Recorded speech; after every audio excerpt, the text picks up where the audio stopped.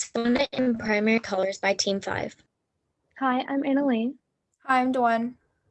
Hi, I'm Leah. A piece of art that goes along with the poem, a self-portrait with monkey and parrot, painted by Frida Kahlo in 1930.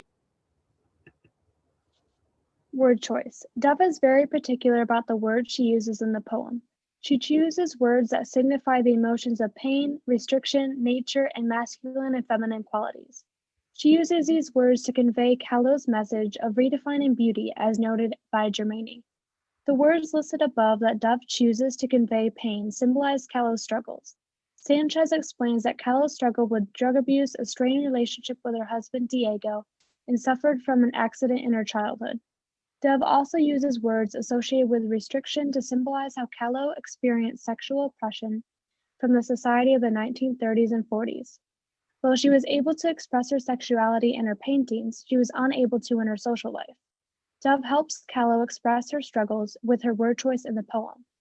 Nature-associated words emphasize Kahlo's painting style and ultimately her life. According to another poet, Kenny, Kahlo often uses images of flowers and animals in her paintings. Dove also uses words that are related with female and male characteristics. Dove conveys the idea that Kahlo's work is that of self-expression, duality, and freedom, as she includes feminine words such as priestess and romance, alongside masculine words such as Stalin and skull. Word order. The line endings and their connotations are important to understanding the deeper meaning of Kahlo's life and artwork. These words convey Kahlo's struggles and successes as a bisexual woman. In the first stanza, the word wing and erect imply Kahlo and her ability to rise above the oppressive society around her.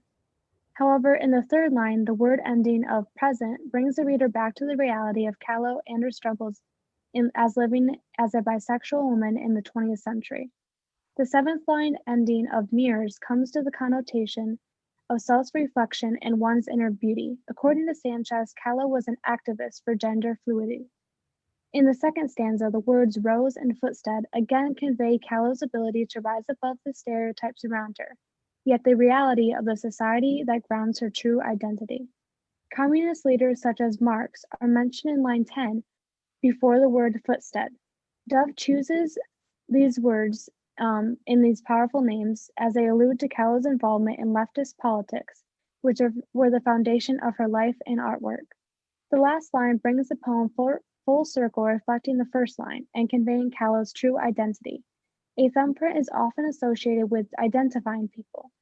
Dove's wording in the last line shows Kahlo's immutable brow, with its masculine characteristics, is unchanging as her true identity as a bisexual woman. Voice and tone. A work's voice directly contributes to the tone and mood, helping the writer create a desired effect he wants his words to have on a reader. A piece of literature's voice is one of the most defining and important features and can completely change the way a story is read and received. The voice is the tone of the vocabulary through point of view that makes phrases, sentences, and paragraphs show a particular manner. Throughout the story, the narrator's voice is being spoken for the author. Tone is what is implied after analysis of the word choice and is also how the reader feels after reading the literary piece. Through the word choice and context clues, the reader can tell that the author's tone is very passionate. This specific poem is passionate on feminism and fighting stereotypes. Dove appeals to many senses to create a more intimate connection between Kahlo and the reader. The title in itself is Imagery, Sonnet, in Primary Colors because this alludes to the symbolism and the focus of the poem. Primary colors cannot be created by mixing other colors. They're made completely on their own.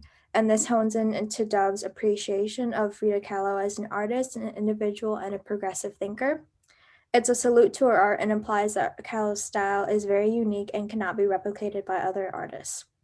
There's also imagery to show Kahlo's love for nature and her free-spirited personality. The quote, wildflowers entwining in the plaster corset, refers to her paintings that often involve nature, and it also acts as a metaphor for beauty. Dove also connects to many of Kahlo's personal life events. For example, the start of the line, each night she lay down in pain, connects to Kahlo's lifelong battle with illness.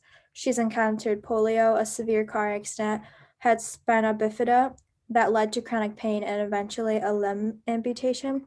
And she also uses imagery to connect to Callow's work, referring the Romance of Mirrors line to her prominent self-portraits that Callow is known for, and stands as for her innovative form of self-expression. There's also a set of dashes to create a visual pause for the readers. It gives us time to understand the lines and comprehend Dove's full effects of figurative language while adding emphasis to those sentences. Here, there are two very outspoken themes in the poem. First, there's a consistent pattern of female standards and figurative language that consistently refers to the limitations that society places upon women. There's also mention of Callow's work as a feminist leader and connects to her breaking the standards of beauty. She is admired as a prominent figure in a radical movement while also being praised for proudly standing as a bisexual role model.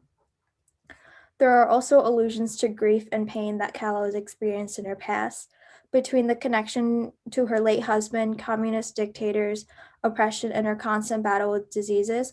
The struggles of her life events are illuminated to showcase and depict Callow as a strong and independent woman. This ties her past to her present and embodies even further the feminist movement, which has taken her weak life moments to morph her into a leader. Figures of speech. A figure of speech is used to diverge a word from its normal meaning or phrase with a specialized meaning not based on the literal sense. These are metaphors, similes, and personification. Figures of speech often provide emphasis, freshness of expression, or clarity. Figures of speech that are used in this poem are imagery, allusion, metaphors, and simile. Imagery is a visual description within the work of literary art.